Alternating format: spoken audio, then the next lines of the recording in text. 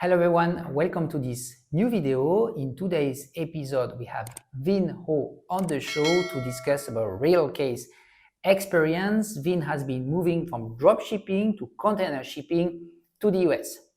Hey mate, I'm very happy to have you today to discuss about your story as well as your last venture in the US. Hey, Guillaume, great to be here. Great, Vin. So you have had previous experience about doing dropshipping. Can you explain us this business model and how you get started? It came about around 2016 or so. I was living in St. Paul, Minnesota, and I've always been interested in import-export and e-commerce, but I didn't know how to get it started. And then I came across something called dropshipping, which is starting e-commerce business. It's high ticket, big items, maybe $1,000, $2,000. You work with the manufacturer or the importer, and then you help sell them product. So if it's $1,000, they sell to you at $800, and then you make a little bit of profit. So I started that course in 2016 or 2017, around that time, and then that's how I got my start. Okay, so dropshipping is actually the manufacturer is shipping to the end client. And basically you are in between, right? You are doing the transaction and then you will take a margin on each transaction, right? Yeah, so you're working with the manufacturer or the importer for different brands, different products, and then you're really just a marketer. You build the e-commerce website under your brand, and then you do the marketing for the physical product, and then you take up a cut when you make a sale. Then the manufacturer sends the product to your customer. That's how it works. So we understand about how this business works. So basically, which type of product you were selling online? I tried different types of products. Probably ended up with 4 different stores. One was solar panels, solar equipment. One was electrical bikes. Another one was powerful commercial cleaning machines. And so I just tried different types of stores, and some got traction, some didn't, but I learned a lot. Okay, and then I guess most of the marketing and the sales strategy were on pay ads, right? So you were running ads on Google and you were having conversion directly on your stores, and then you were shipping the products to the client, right?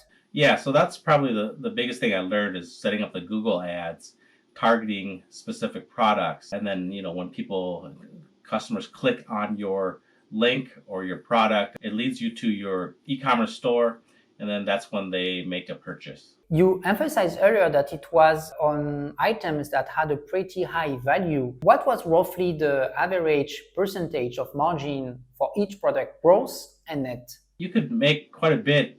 20 or 30% is typical. So for example, $1,000 or $1,500 product, you could make $200 or $300 on that sale, because the distributor, the wholesaler, is giving you a lower price to sell. For example, if a product was sold for $1,000, he would sell it to you for $700 or $800, but you would mark it up to $1,000, and then you would take a few $100s of that sale. Did you have any problems and did you encounter any difficulties at this time to scale dropshipping businesses?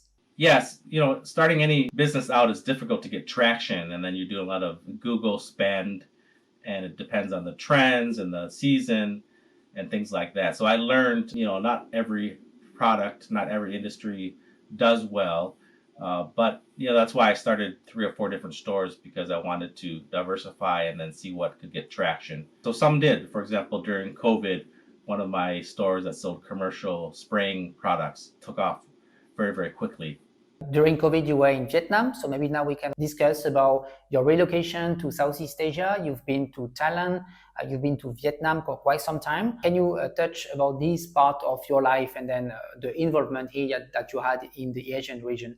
Yeah, so when I was getting set up around 2016, I came across dropshipping, and then I started to follow a guy named Johnny FD, who has now become a contact and friend of mine. But he was living in Chiang Mai, Thailand, and he started a dropshipping store, and he became quite wealthy, making money online, living in Thailand, but yet selling in the US. So I saw that opportunity, and I thought to myself, why don't I try that too? I was, didn't have a family at the time, and I thought maybe nothing's holding me back, so maybe I could try that out, travel, make some money, and explore the world at the same time.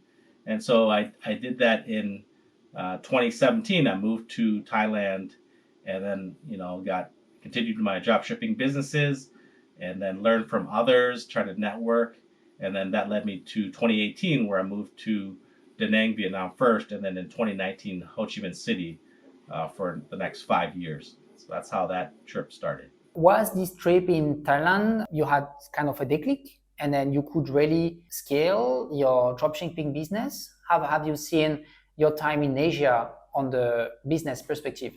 Yeah, the reason to go to Asia, the thinking at the time was I could live cheaply and focus on my online businesses.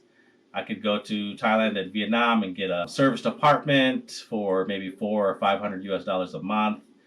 They would take care of my laundry. I could get all my meals for $3, $4, and I wouldn't have a car or other distractions. And so that was the whole idea, is to utilize and leverage my time in Asia to build up my online businesses. Because as you know, living in the West, living in America, we're saddled with debt, car payments, rent, high cost of living. And so with those distractions, it's hard to focus on your online businesses. So that was kind of the reasoning there.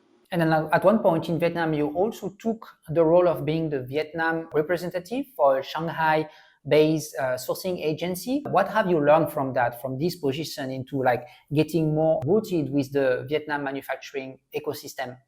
Yeah, so around 2019, I was continuing my dropshipping businesses, and then I got asked to help a Shanghai company establish their Vietnam office. And so I thought that would be a unique opportunity, and I would be working with a lot of suppliers.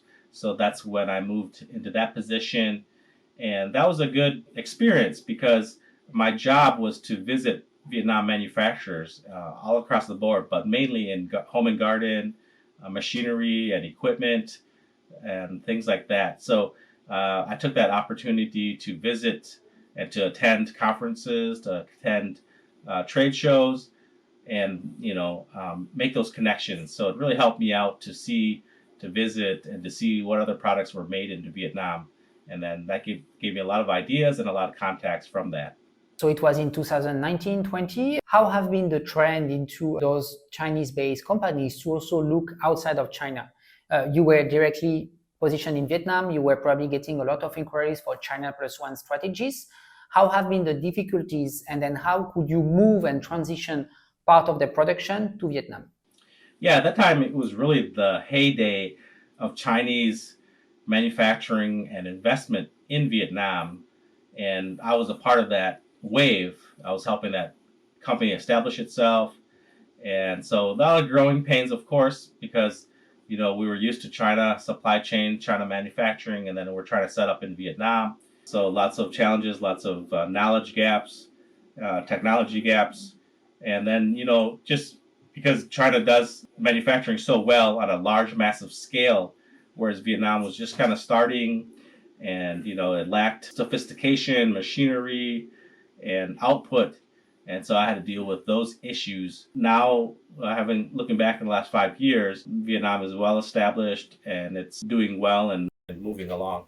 You've been through a lot of different product categories when you were in Vietnam. Did you had one specifically that you could somehow transition things faster because there were already existing factories in Vietnam with appropriate capabilities for high volume, low price? Is there any use case that you could highlight specifically? When you leverage what Vietnam does well, for example, wood furniture already, as well as textiles and sewing, Vietnam was already set up in those industries, and you could find small, medium to large companies already established doing manufacturing shoes, for example, or clothing.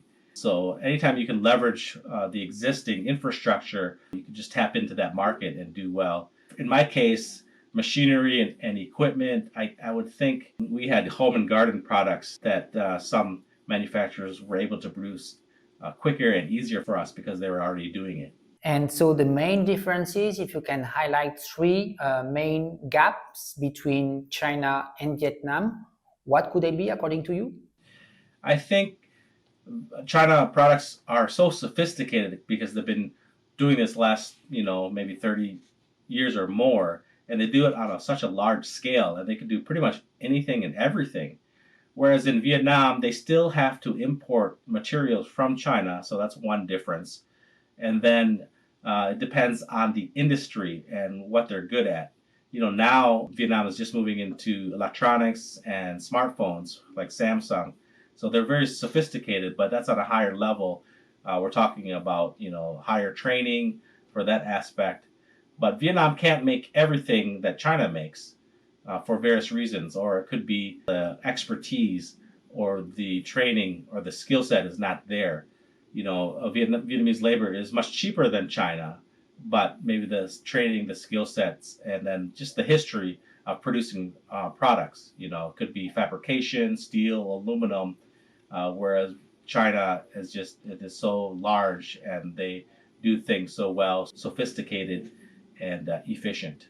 That's great input about those main differences between Vietnam and China, and how still Vietnam is ramping up, and then we can see also more and more capabilities that are getting in-house the country. Obviously, Vietnam is always dependent on availability of raw materials. That's why sometimes, even though the labor cost is lower than in China, the end final product is still more expensive, because you will need spare parts, you will need components, you will need the raw material that will still be imported, even in some of the product categories that you mentioned earlier. Vinh, now I want to move to a new venture that you just started a couple of months ago, and you just placed your first container with a Vietnam factory located in Binh Duong. Can you tell us a bit about the story behind this relationship that you have with this factory, and also how did you move forward into placing this first order? Around 2012, 2013, I moved back from Florida to my home state, Minnesota. And my first job was actually helping an importer, and he was importing products from Vietnam in the home and garden industry. And so I helped him and worked with him. And then through that, I was able to make a contact with someone in Vietnam that sold different various home and garden products. And then over the years, I helped him out because I was trying to get him into large national retail stores in the U.S. And so I kept that contact. We've been in touch. And then when I moved to Vietnam in 2018, 2019, I visited him and we continued the relationship. And then I had actually bought some products from him before. And then now, kept up a good relationship with him. And then he's authorized me to be the U.S. distributor of his products. So we have a container coming in October, so just a few more weeks. And then that's kind of how that story started. We'll be excited to review the next step of this new venture, maybe unloading and then receiving your products. There will be an episode with Vinh when we will be talking about all of this. So coming back to the story with that specific company, can you tell us a bit about the usual process that people should do? And then, of course, yourself with this factory, you have a specific relationship, but how do you basically vet factories if you don't know them? Yeah, that's the most difficult challenge for most people. If you're living in Canada, the US, or the West, and you want to import products from China or Vietnam, you need to make that relationship, that contact, and it takes time. You can start in different ways. You could go to a trade show in country, or you could reach out to maybe a sourcing agent like your company, Move to Asia, Guillaume, and I think you have to establish those relationships and those contacts early on. It takes months and it could be years to develop. And so I think just showing up, showing interest, and then you have to work on, of course, once you get and vet some manufacturers, then you have to get some samples or buy some products. And that's another challenge because most of the manufacturers, they only sell at a minimum one container of products. So most people don't have 20, 30, 40,000 US dollars to buy a product that they don't know if it will sell or not. So that's another challenge. So you have to work around those issues. Yeah, you touched the right point about having this relationship and having already few contacts in country. It's actually not easy when you are a newbie to a market like Vietnam to even get answers from manufacturers. You can send 10, 20 different emails to different companies, and it's very rare that you get an answer. So obviously there will be some shortcuts. You can go on Alibaba, for instance. You can navigate into the website to identify some potential listing of factories. That's a way to go. You can also try to visit some Vietnam trade show. There are plenty. Almost every month you have one trade show in one product category, so that could be a way. but it's obviously costly because you have to fly here in country. You have also the options of taking sourcing trips. So basically you can inquiry a sourcing agency that have the capabilities to deploy Vietnam factory tours, and then they will be basically handling all the B2B meetings, all the logistics, and then you have one person accompanying you through this whole journey. So it's also a way to get straight to the point and engage with potential manufacturers. But as you emphasized earlier, a market like Vietnam is not easy to jump into, and very often you have to take weeks or even sometimes months to really make sure about the person that you are potentially doing business with. You will need to do audits, you will need to check and order samples, etc. So there is basically a roadmap that you have to go if you want to get things done from the beginning. Then can we discuss more now about this order that is right now arriving to Fort Myers? Can you share us a bit about the lead time and then the freight cost that it was from Cat Lai in south of Vietnam to Fort Myers in the US? Yeah, so you really need to get a freight forwarding company to pick up your container. And there's a slew of logistics companies that can do that on your behalf. If you are living in the U.S. or Canada or in the West, you can locate a local shipping company that have international ties. You tell them that you need a container picked up in Vietnam, and then if they're large enough, they can reach out to their network and then book it for you. So I worked with a freight forwarder in Vietnam, and from the port of Ho Chi Minh City, that area, it takes roughly 5 or 6 weeks to go on a vessel, a large boat. It stops off at many places, maybe I would say 4 to 8 different places before it comes to the United States. In my case, it's coming to the port of Tampa Bay because I live in Southwest Florida. Most people in America get it to Los Angeles or Long Beach. It comes there first, and then it goes by truck to the Midwest or to other different states. But since I have my warehouse here in Southwest Florida, it will come through Tampa Bay first and then go by truck from there. And then it takes another couple days to get that sorted out. The cost roughly is 4 or 5,000 US dollars from Asia to the US, but then you have to add in your tariff duty that you have to pay, and so it can drive up costs, and especially if you're moving it from the West Coast to inland. So it's going to add another 1,000 or 2,000. So roughly, in my case, it's going to be 7 or 8,000 US dollars just to ship one container. That's great input, Vin. And then now regarding to the payment to the factory, what is usually the payment terms that you have? I'm talking about in general, not specifically for your case, that you may have favorable agreements with the long-lasting partner that you explained earlier. So generally manufacturers, they work on a 30% deposit. Sometimes it could be 50% if they're smaller, but generally speaking, you have to pay some type of money first so they can work on the order. So in my case, I pay 30% down, and then when the logistics, the freight forwarding company, they have everything in place and it's about to go on board on the vessel, then I'll get a notification for the manufacturer to pay the balance, whatever is remaining. And once I do that, wire that through, the freight forwarder will pick up the container and put it on the vessel, and then it'll start to be shipped. So that's kind of a rough outline. Yeah, usually 30% down payment and then 70%. Or for a first relationship, many factories will expect 50% down payment and 50% when the goods are leaving their warehouse. But that's roughly the payment terms that you can expect. What about now on the paper and then the documentation? If you engage with a pretty reliable factory in Vietnam, what are the extra paperwork that you need to prepare? Either that it has to be done from the manufacturer itself or from the freight forwarding company or from your side in the US?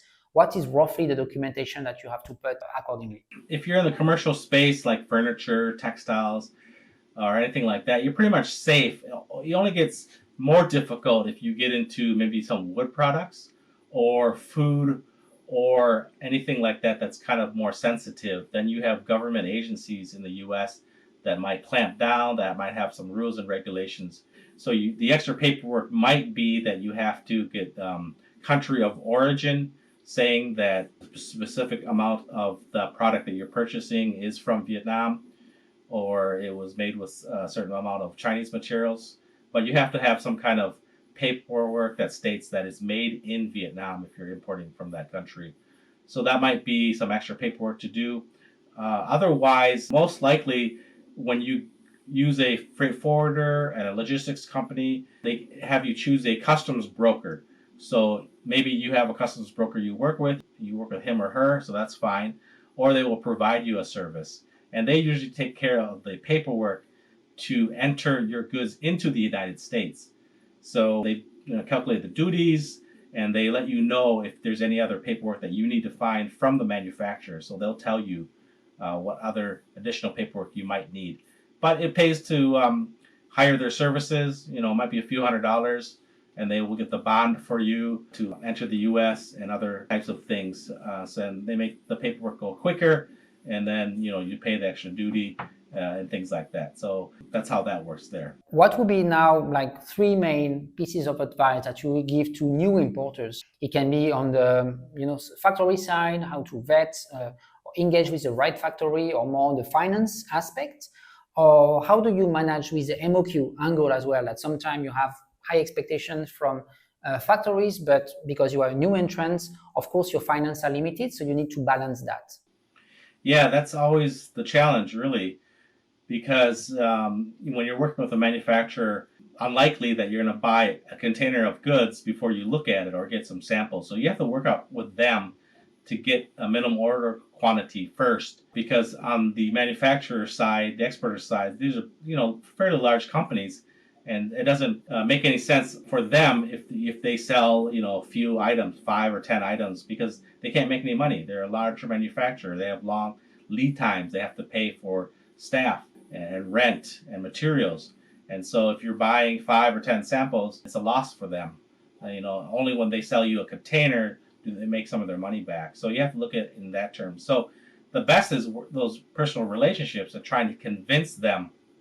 Maybe if you want to be the sole U.S. distributor for them, tell them what's the minimum I can get, or just can I buy some samples first, and then once you receive them, and then once you realize that you can sell them in your territory, then you can proceed with getting a larger quantity. It's a great pieces of advice, Vinh. We'll be following this journey. The containers will be arriving in 2 weeks, so I'm very excited that we'll be also able to discuss about, what's next? What's your plan for, the custom aspects, getting the goods to your warehouse? And also after, what is also quite important is on the sales and then the marketing angle, like how to build up and how to navigate those difficulties into spreading an awareness into a brand, or finding, like distributors in your area. It will be things that I would like us to discuss in a further episode. And then basically we will have below all the informations of Vinh's brand. I will leave probably a catalog, Vinh's contact detail as well. So you know that if you are looking into outdoor type of products, patio, weaker type of products that are made in Vietnam, I will leave below all the contact details. So feel free to reach out to Vinh if you want to discuss further. Great, thank you, Guillaume. Thank you.